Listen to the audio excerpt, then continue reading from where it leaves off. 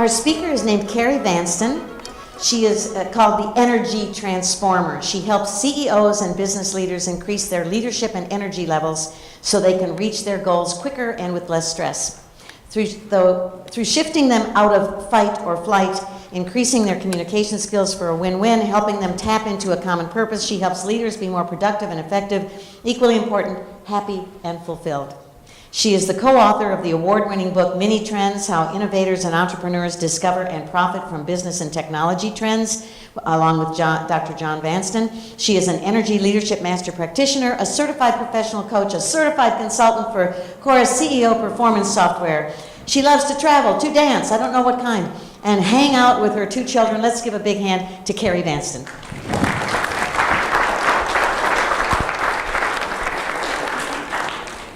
So happy to be here today to hopefully give you guys some ideas on how to be a more effective leader and just as importantly be a happy and fulfilled leader.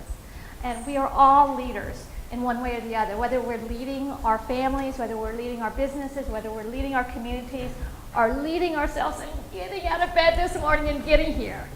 So what I do is I help CEOs and I help business leaders increase their energy and leadership levels so that they can achieve their goals quicker and with more success. And many of my clients come to me feeling like this, like they're in an alligator pit. How many of you sometimes feel like you're in an alligator pit? Yeah, I see some people there. Me too. And it's not surprising because we have so many things going on. We've got expectations, we've got responsibilities, we've got personalities, and we're all juggling all these things. And if you're leading your own company or if you're a CEO of a company, then you're supposed to have all the right answers too on top of that. So it's no wonder that we get stressed out, we get frustrated, and we basically feel like we're in the pit. So what I do is I help people get out of the pit, stay out of the pit, and move on. How many of you would like to get out of the pit, stay out of the pit, and move on? Yay! Great. Well, let me introduce you to Chris. When I first started working with Chris, she had just been promoted to the VP of Economic Development for a medium-sized nonprofit organization. Before she got promoted, she was working with a small group of people, and she was working a lot one-on-one with clients. Well, this new job was a whole new ballgame. Suddenly, she had to go to events, she had to schmooze clients, she had to get membership, drive membership, she had to drive sponsorship. She was expected to fundraise, and she just hated it. She felt like she was faking, she felt like she was a used salesman type, trying to push her product. She was uncomfortable, she was stressed out, she felt unauthentic, and she was just kind of miserable. So she would like hide in a corner, or either if she would come on too strong, she felt like she was coming on too strong. So what she wanted me to help her with was how to get out there and really do her job and enjoy it. So the first thing I told her was that our feelings and how we react is all based on thought. That is the basic thing, is our thought. And from the thought comes emotion, and then from that is action. So her thought was that networking was fakey. So her emotion was yuck, disgust. And her action was not engaging like she needed to, or even worse yet, just not showing up at the event. So what I asked her was, Chris, how would you like to show up? And she said, well, I'd love to show up with confidence and really be out there meeting people and being enthusiastic about it. And I said, well, what emotion would you have that? And she said, well, I'd have to be excited. So I said, okay, what can you do with your thought to make you excited? So she hummed and hawed, and she said, well, maybe what I could do is think about it as helping. That I want to help people. She said, that's the way I got involved in this organization in the first place, is because that's my superpower. I help people. I said, perfect. Because that's one of the ways that we can change our thoughts, is by looking at our value. So what I asked her to do was, okay, so you help people, and how do you do that? And she said, well, one way I do it is I know all of the resources in town. And so if somebody needs a resource, I'm there. I'm also great at cheerleading people. So I said, well, how could you use that with your networking? How could you take that into your networking? She said, well, I guess I could think about it as I'm going to meet people and find out about them and then give them resources. And if they need more resources, I can invite them to set up an appointment with me and I can give them more details. I said, perfect, that sounds great. Another thing I told her was another way we can change that thought process is we can look at strengths that we've used in the past. So I asked her, when were you at an event that you were really successful, that you really enjoyed yourself, and not just enjoyed yourself, but made some contacts? And she said, well, you know, there was this St. Patrick's Day event that I went to, and there were some really funny shamrock-type centerpieces. And so I was joking about it, and the whole table started laughing, and we just really connected with each other, and I made 2 or 3 really great contacts from that. And I said, well, what was your strength? And she said, well, I use my sense of humor. And when we're in fight and flight, we don't use our sense of humor. So we talked a little bit about that sense of humor and how she could bring it to her networking. And we came up with a couple of little stories that she could pull out of her pocket and give to people, and a couple of little jokes, but something that she made her feel comfortable and use that strength of her sense of humor. Another thing we did was, if she got stuck in something and she started feeling like she was in that alligator pit and that fight and flight, that fight and fight energy, what could she do? And so I suggested, well, you know, if you feel stuck and you're feeling stressed out and the person's you've got somebody who's making you feel trapped, grab the person and say, hey, let's go over and talk to those people over there and introduce ourselves. And drag them over. So just finding ways that she could get out of situations that were making her feel uncomfortable. So then the third thing was that we talked about goals, that you not just need to have, you know, these great thoughts, but you also need to have goals that will hold you accountable. So she agreed that she would go to at least 2 events a week. She would go and meet somebody that she didn't know, at least 2 people, and she would approach 2 people that she already knew to try to strengthen the contact. And she would try to make 1 appointment each event. So with this, the values, strengths, and goals, these led her so that she told me that she actually started enjoying going to events, and that she started making more connections, and those connections were turning into friendships, and the friendships were turning into referrals, and the referrals were turning into business, and all of a sudden she was doing exactly what she wanted to with growing business in the company, and she was getting kudos from the company and getting credit for building up the company. So the moral of the story is, Chris's story is, to get out of the pit, you need to shift to positive thinking. Okay, so now we've got Chris out of the alligator pit. The next step is, how do you stay out of the alligator pit? So here I'd like to introduce you to Dave. Dave came from a corporate background where he was a high-level executive, and he was used to telling people what to do, and they would just do it without a lot of discussion. Now he started a business on his own, and he's found that people don't like to be bossed around and told what to do. And so he came to me to build up his emotional intelligence and to build up his ability to influence others. What I told him was that emotional intelligence is just a fancy word for figuring out how you feel, your emotions, how your emotions are affecting you, and how your emotions are affecting others. So the first thing that we did was I gave Dave energy leadership assessment that showed where his energy was under stress and where it was under normal circumstances. And not surprisingly, he had a lot of level 6 visionary energy. And this is great energy, especially for somebody who is an entrepreneur and an innovator and starting a business or moving forward in a business. But not surprisingly, being from the corporate world, he had also level 3 compromise energy. Now, I always thought compromise energy was great, and most people do, but really, compromise energy is I win, and if you win, that's great, but I'm going to win.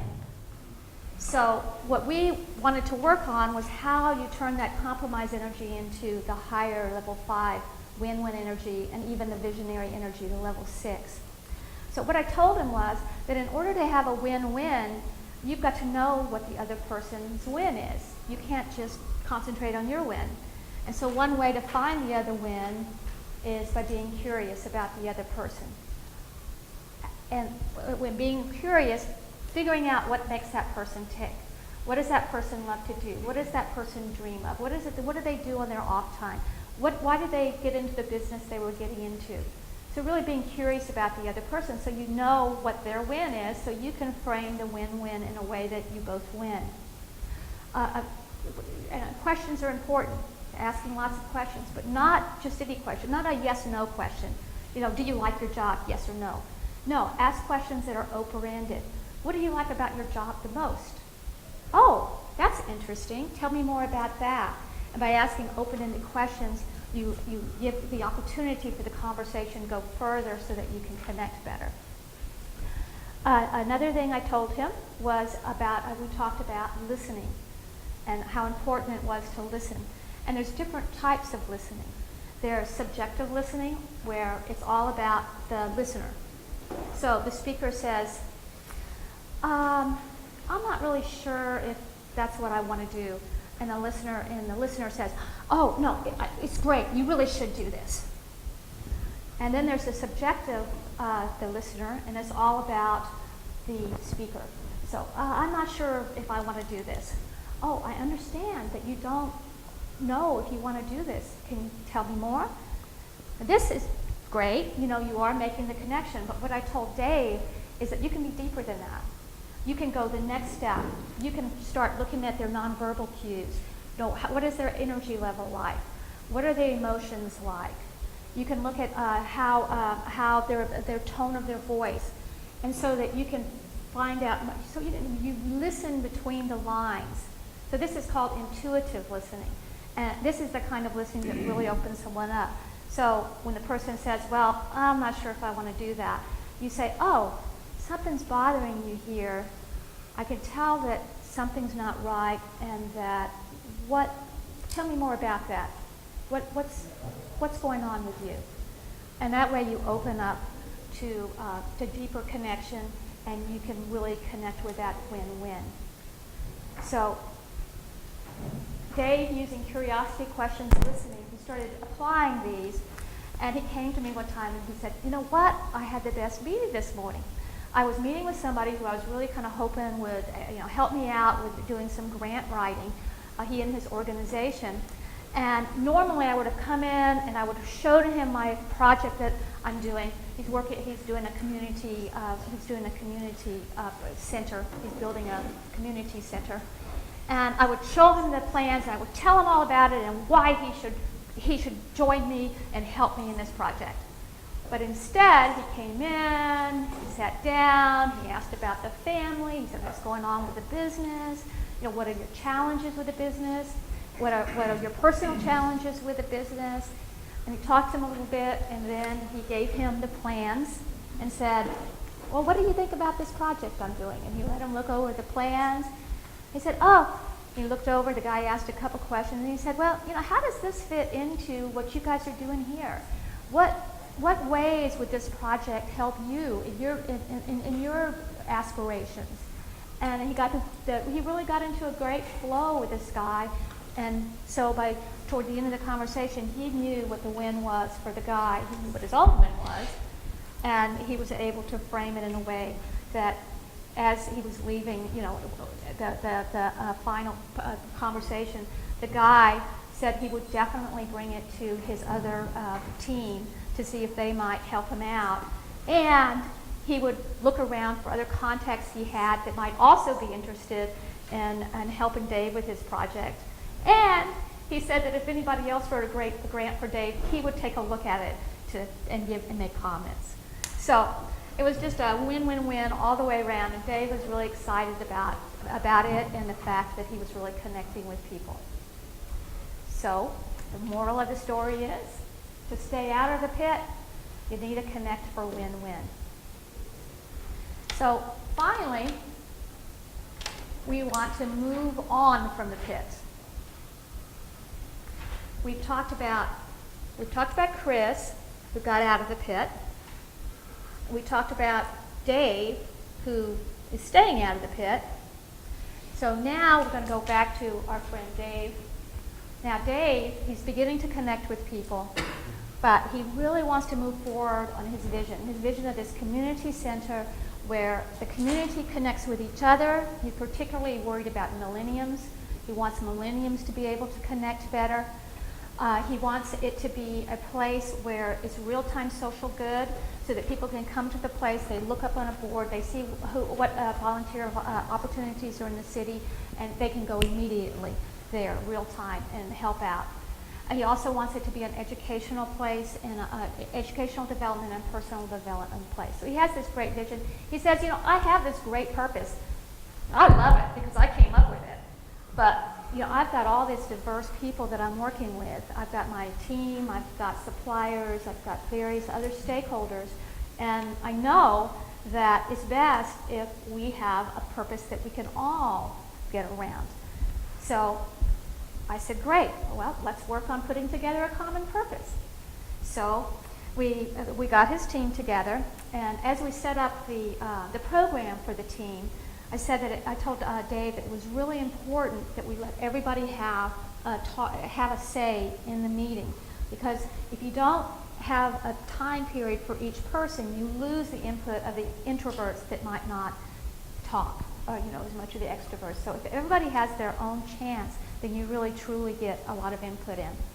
So we got the group together, and we asked each person to first describe what they felt was unique about Solimar, the Solimar project, and in their view.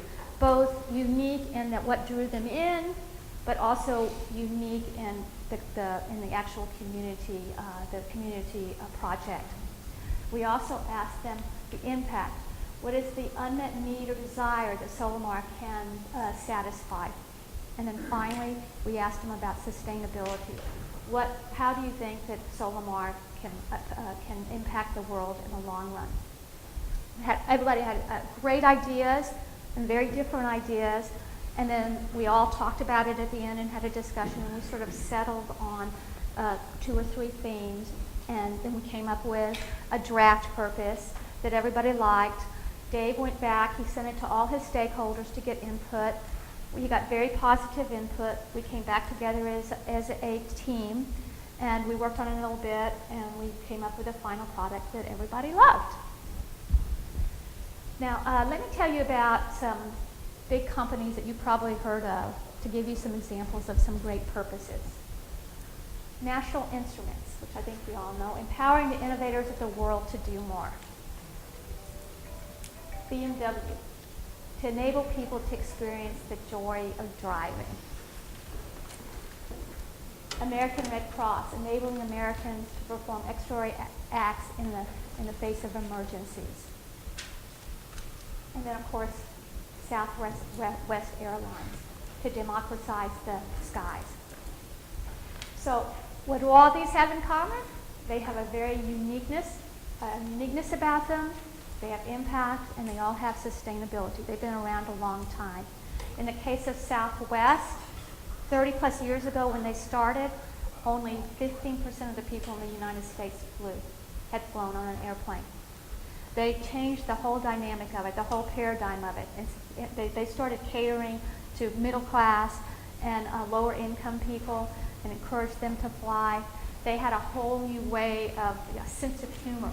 Everything was fun and funny. The pilots would come out and help clean the plane. Actually, at the beginning, they gave free drinks.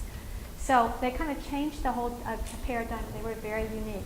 They had a huge impact. Now, 85% of the people in the United States have flown an airplane. And they're sustainable. They've been around a really long time, and they've kind of stuck with that same purpose. They massage it a bit, but it's basically stuck with it. So really great examples of great purpose. So are you wondering about Dave? We kind of lost track of Dave. Well, his purpose is to promote joy, personal growth, and social good. There you go. Let me get my thought process back here. So anyway, okay, so, and he's used this, we promote joy, personal, and social good as his purpose statement, and he just absolutely loves it. He says, people ask him, what is Solimar? He says, our project promotes joy, personal growth, and social good. They immediately understand the why and are embeddedly interested in the what. He says that when he talks to people about this, often they'll say, oh, what a great idea. We really need that. You know, how can I help? How can I get involved? And I give them their email, their cards. They get on his social media. They call him, and basically they want to get involved. So he feels like it's just working fantastic. He even has a shirt that he's put out with his joy, personal growth, and social good on the back. And it gets a lot of attention. He gives it to his advisory board and his founding team. And his project is moving forward, and it's on track to be open in 2021. So he's doing great with it. So the moral is, move on from the pit. You need a common purpose. So we've talked about Chris, who got out of the pit by looking at positive, putting things up as positive. We looked at Dave, who stayed out of the pit by connecting with people and to win-win situations. And now we've looked at Dave moving forward out of the pit by a common purpose. So I'm going to regress a little bit and go back to the alligator pit. And what I want to do is to kind of use this concept a little bit to give you guys some ideas. What I want you to do is I want you to think about something that's keeping you in the alligator pit right now, whether it be business or whether it be personal. And I want you to write it down, one statement, or if you don't have a pen, maybe you can write it on your cell phone. Or if you don't have a cell phone to write it on, maybe you can think about it in your head. So I'll give you just a moment. Now let's look at this. Let's think about how we can change the thought, emotion, action in that thought. How can we rewrite that thought with in mind our strengths, our value, and our goals? So take the statement that you made and change that to what that will springboard you into the action that you want to do. Like for example, if you wrote down, I need a job really bad to feed my family. Perhaps a better statement would be, I'm going to use my technology skills to find the perfect job where I can help people move forward quicker. Which one leads you to having a better emotion and having more action? First or second? Would anybody like to share? Anybody have a first statement that they wrote? I saw some people writing. Okay. You can do whatever you want. Well, I'm sorry. I just feel like I don't know enough. And so I'd like to hone my skills in IT and just learn all I can learn. Because I can learn something every day. I just learned that this gentleman over here, who's this Chad, you're going to be the first person I talk to because I want to do podcasts as well. And That's it. So what was your statement? My statement was my education, not knowing enough. Okay. So let's look at first the value. What value do you already have? Well, the value that I already have is confidence. And knowing that, I can do this, because I'm not the only one that needs some things. Sometimes when you're at home and you're just mulling through the day and you're not out networking, I thought networking was the most impossible thing for me, but now I think it's great. I think it's a wonderful thing because I've met so many people. And, it makes it much better to know that you're not the only one. I'm not the only one that's looking for a job. And it's frightening sometimes, but I'm a very faithful person. I'm a very spiritual person. And I know that God has me. He has each and every one of us. But we have to be open and honest about our situation so that we can find our confidence and get back to work. And that's what I'd like to do, but I'd like to know some other things. And with all of the people here and their knowledge and their capabilities and their strengths and their experiences, I can do that if I just keep myself out of the alligator pit. That's fantastic. Also, though, what skills do you already have? Because you're saying you want to learn more, but how can you leverage those in those thoughts? Okay, well, the thing of it is I like to learn more of IT. I didn't really do a lot of Microsoft in my field. What is your field? Actually, it's hospitality, and I've worked in the hospitality industry for 27 years for a Fortune 500 company, and I did over 5, 6, 7, 8 different positions. And so I was kind of like the ambassador for the hotel, and I did reservations, housekeeping supervisor, communications supervisor. So I did those things, but I didn't really work a lot with Microsoft. We did Messenger, Lotus Notes, some old stuff that a lot of people really not, knowledgeable of. And I'm pretty sure that they may be, but I'm not. And so I just want to know more about Microsoft and all of that. I did some of it, maybe some, I'm telling a lot of things, but maybe 15 years ago. So you have some real value there with the hospitality thing. You are great with dealing with people. You are great with administrating. You had some contact with the technology.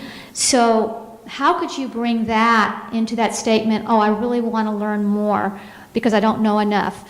How can you, because you do know a lot of stuff, and you kind of like, there was a little bit of, I just don't know quite enough about that. How can you kind of shift that into more, I've already got so much value from my background in hospitality, and I just want to add to that even more with technology, and I'm going to go out there and do it. Does something? Well, I did say that I will go back to school for IT, and I will land a great job with the expertise that I have and the knowledge that I'll gain through taking more classes and learning more. That's great. That's a great statement.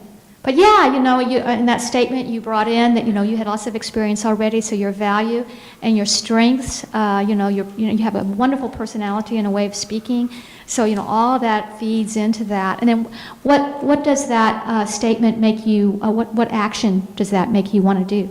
Well, it makes me want to get past next week and get started, because everybody's thinking about the holidays and people are not really going to be focused. Maybe I won't be that focused either, knowing that I have that much time to prepare for the week after if God said the same. I just think that way, but for the most part, I'm just happy to be here. And please don't let me keep talking, because I can keep talking. Thank you for stepping up to the plate and sharing that. I thought that was wonderful. Would anybody else like to share? Have some thoughts on this?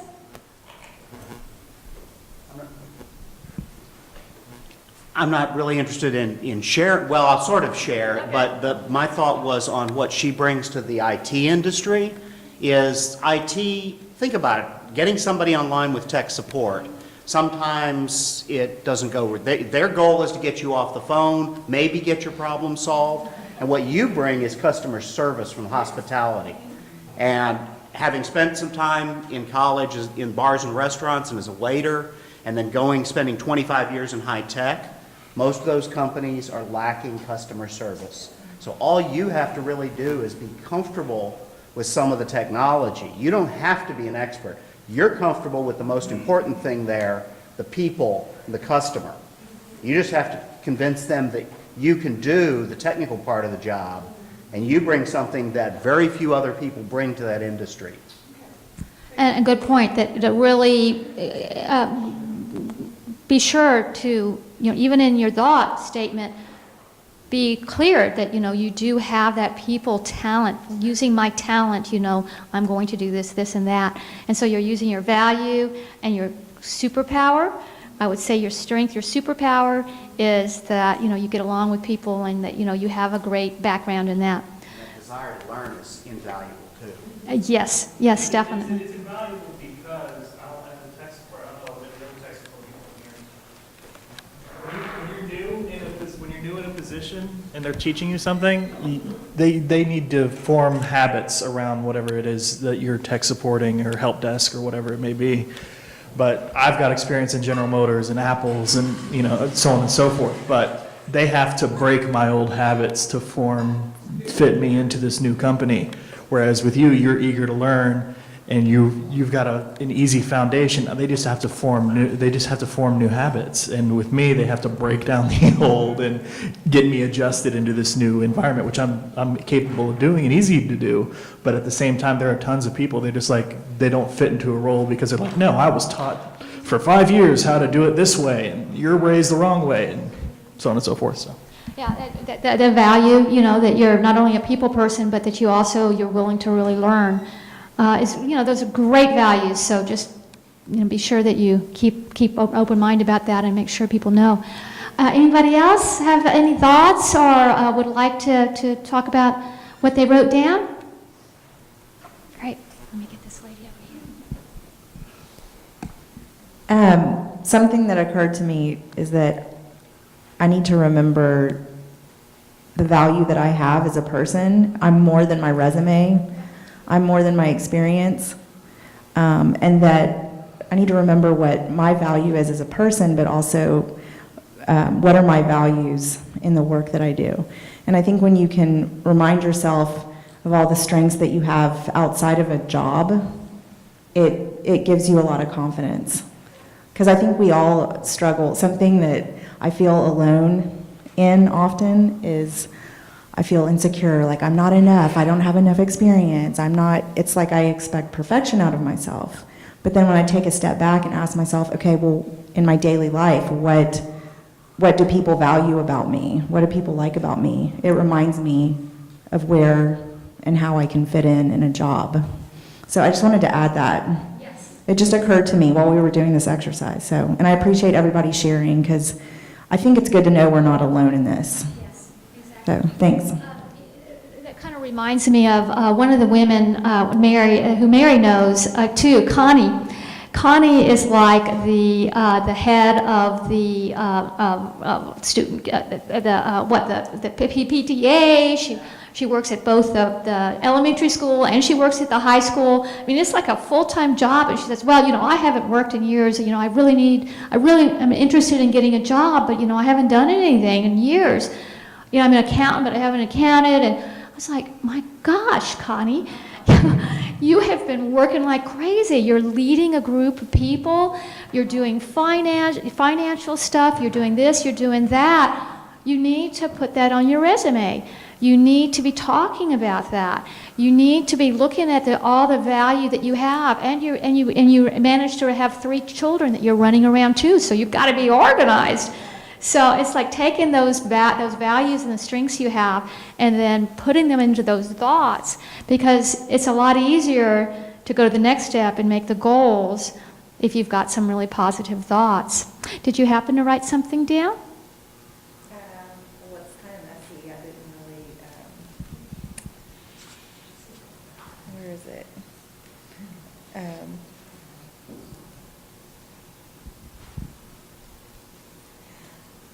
kind of messy. Okay, well, okay. I wrote my alligator pit is that I'm not experienced enough, I'm too old, and I have a huge gap in my resume. That last example probably relates to you very well. What was your positive statement? I now apply my strength, let's see, creative talent, social skills, and integrity to bring value and service for clients and employer. So it's kind of messy. I didn't really get to write it the way I wanted to, but. And how does that make you feel versus the first one? The first statement versus the second one, how does that make you feel? It's a completely different feeling. It's, instead of staying stuck in the, the first statement's just hopeless, right? Like, how do you get out of that? You're fighting what, either I'm so overwhelmed I can't get out of here, or I'm going to come on so strong that, that I'm going to blow it. Right. Too overconfident. So, yeah, that one. So the first statement is hopeless, and I think expecting too much perfection out of myself. And then the second, the reframing, the reframed statement focuses on my strengths and what I can do with what I have. And what goals do you envision from reading that? What kind of goals would you have that might be different than with the first statement? The goals that come out of my positive statement, it kind of points me in a direction. Like, I feel like, oh, okay, I have my creative skills, I have experience in X, Y, and Z, I'm social, I have integrity, my personal values. Where can I apply that in a job that I would enjoy and be of service? And so it gives me direction. Yes. So does that make it easier to pick the kind of job that you're going to go pursue? Yes, it really narrows down the kind of jobs that I'm looking for, because I'm all over the map. I want to do this and that and this and that. And then there's I should be doing this kind of job when I don't really want to be doing it.